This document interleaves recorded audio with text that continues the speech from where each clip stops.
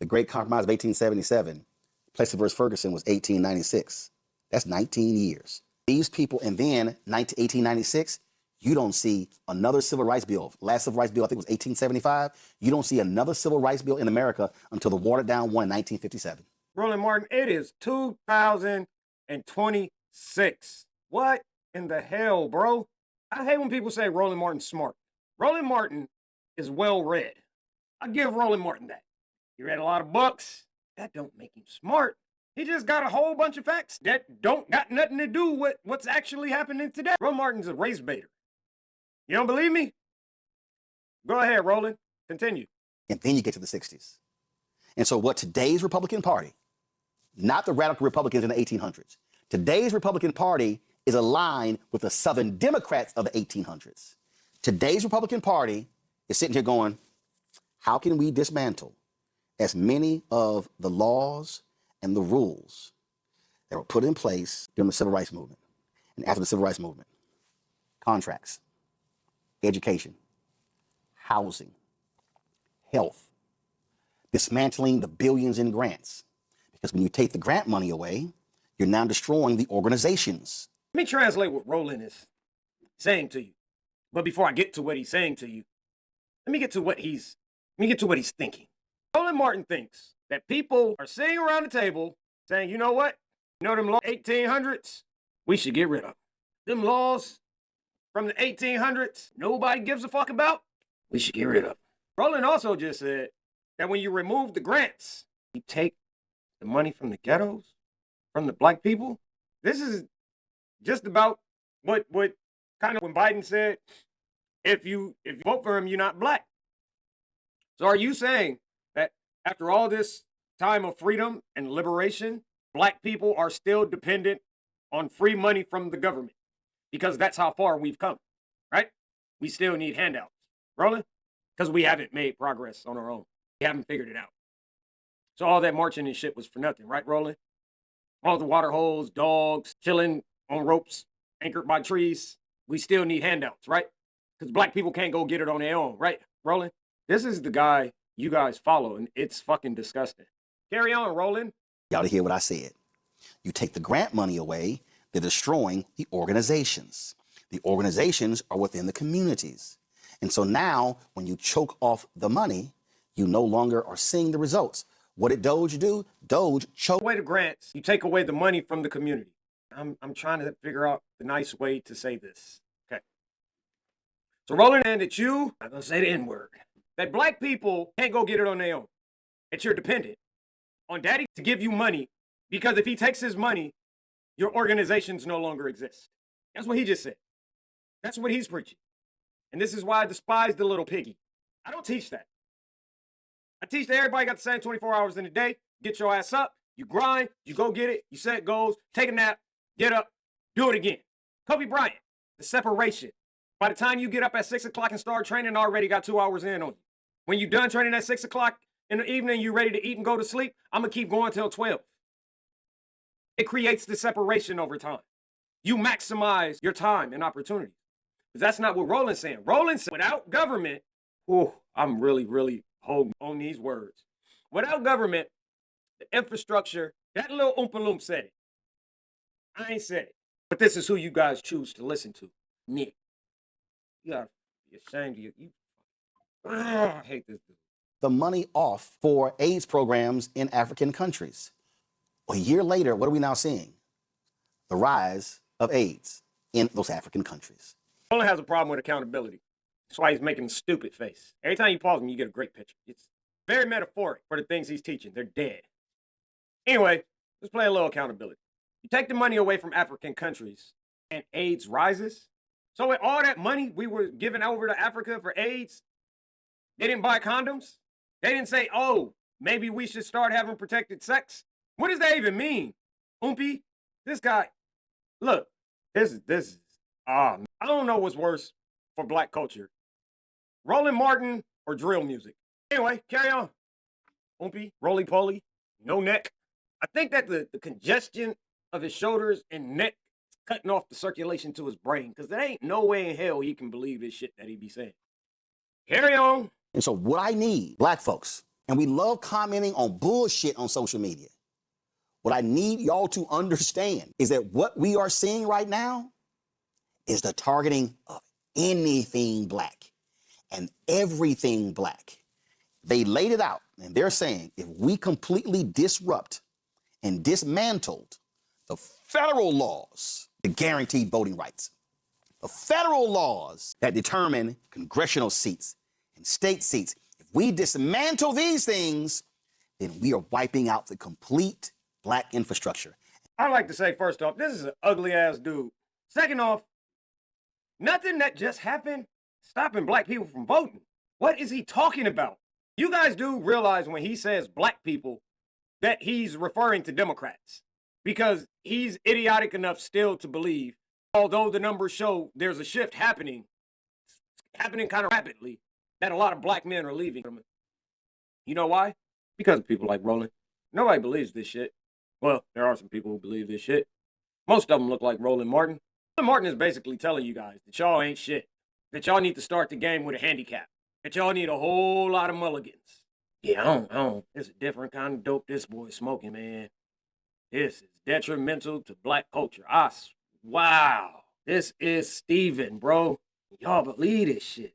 It makes me mad, sad, very disappointed in y'all, man. Go ahead, fat man. And that's why I framed this in January of last year as this is the defunding of black America. And it's happening before our very eyes. And so you can be consumed with all this other stuff. You can be sitting here, you don't like me, you can't stand what I say, oh, you met me and I was rude, which is nonsense because I speak to everybody when I go anywhere. Y'all can say, you can say whatever you want to. You can sit here, y'all can trash me on Threads, Twitter, Instagram, all over the place, but I'm not lying. And I'm telling you right now, black people, if this continues, and if we do not vote, and I'm gonna take a break, and I'm gonna show y'all what happens when we don't vote. The last election was the largest gap, the largest black turnout in 30 years. I need y'all to understand. We scared the shit out of them in 2008. We scared the shit out of who, Roland? And who is we? Nigga, we ain't the same, man. Stop saying we. And who did we scare? See, I really don't, man, I'm trying to change my life and be a peaceful person, but I promise, I'd probably slap the shit out of Roland Martin if I seen him. I wouldn't even slap him in his face. I would slap his ass like right between where his neck's supposed to be, so like in his shoulder area, right under his ear. Who is we? And who is them? See, this is the divisiveness.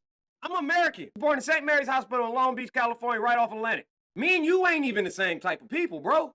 You's a sucker. I would never hang around anybody with this mentality. This is slave, sucker, permanently oppressed.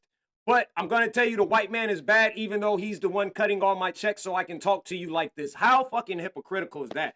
Come on, you fat oopaloon. Jesus Christ, man, y'all better wake up, man.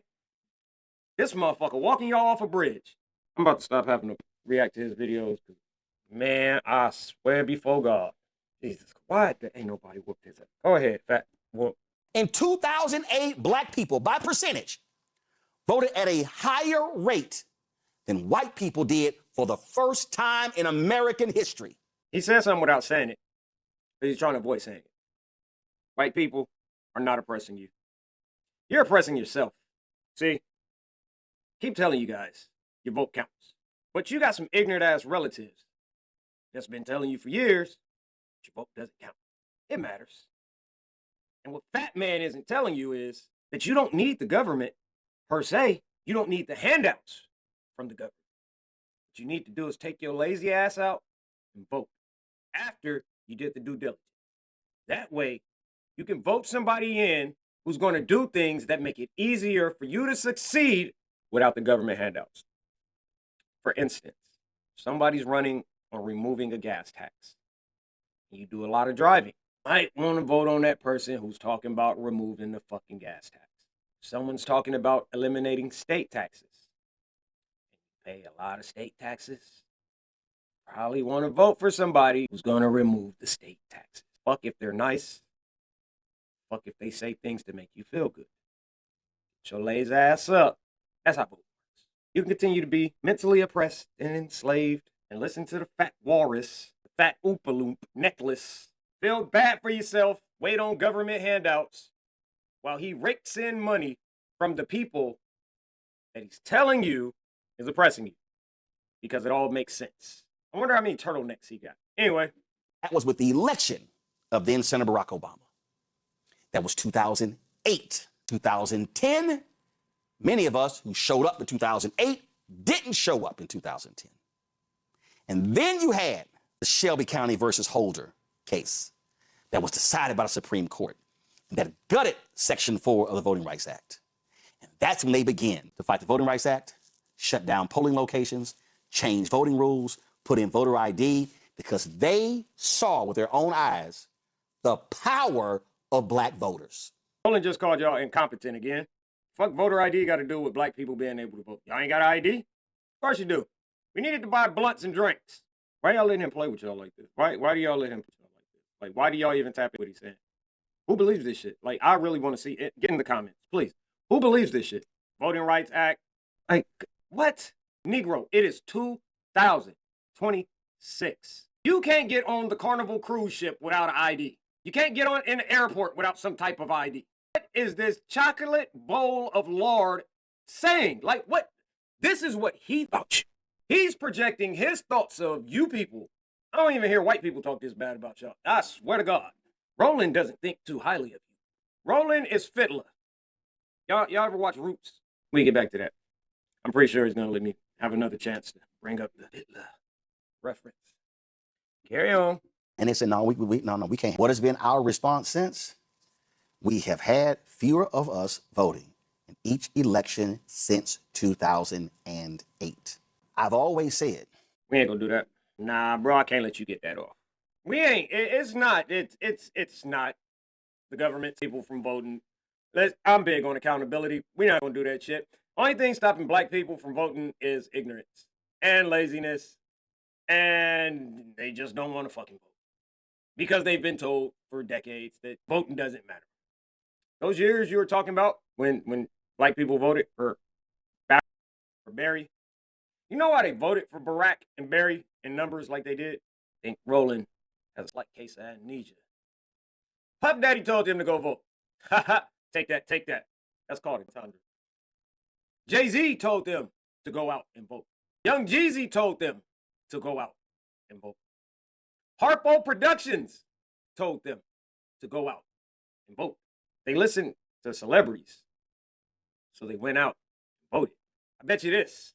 Ask most black people who aren't tapped into politics. Ask them, hey, did you vote for Barack Obama? Hey, are you still in tune with politics? And if they say they're not in tune with politics or they weren't in tune with politics, ask them who Barack Obama's vice president was. Ask them what else was on that ballot. Ask them who their senator is. See, it's not that it's harder to vote. It's that a large number of black people, especially the youth, are not tapped in. Because if they were, we won't fucking listen to you. But I digress. Fiddler, carry on. When you show what you are capable of doing, you got to keep showing them. You got to keep turning out. They are absolutely scared of the future of black people and Latinos and Asian Americans being in charge. My book is called White Fear, How the Browning of America is Making White Folks Lose Their Minds. This is the book, y'all, and I laid it out. And I'm telling you right now, what I am laying out to you is exactly what is going on. And I'm telling you. Ooh, I almost said the N-word again. This dude is ugly as hell. Ugly ass. Ain't that what it's all? Look, he's selling you a book. He keep talking about black people. Book is called The Browning of America. What is he talking about? Nobody's scared of you guys. Who's scared of you guys? Why would you be scared of black people? Black people don't even pay attention to politics, and politics rule the whole country, right? You can't even vote because you don't have ID, because Roland said you guys don't have ID, so you can't get to the polls and vote. So why would I be scared of you? I write the rules and laws that determine what you can and can't do, and you can't do anything about it because you don't go vote. So why would white people be scared of you, right? Y'all got to stop listening to this race bait, man. Listen, if you watch Roots, there's an old slave on the yard when Kunta Kinte got there. And Master Reynolds put this slave in charge of helping break Kunta Kinte. One of the first obstacles I ran into with Kunta Kinte is Kunta Kinte did not want to adjust to his new name, which was Tony. Fittler kept trying to get Kunta Kinte to say that his name was Toby. Kunta Kinte was like, fuck that, my name is Kunta Kinte. From the tribe of Kente. Well, Master Reynolds ended up getting Kunta Kinte strung up and got the shit beat out of him because he didn't want to say his name. Every time he got hit, what's your name?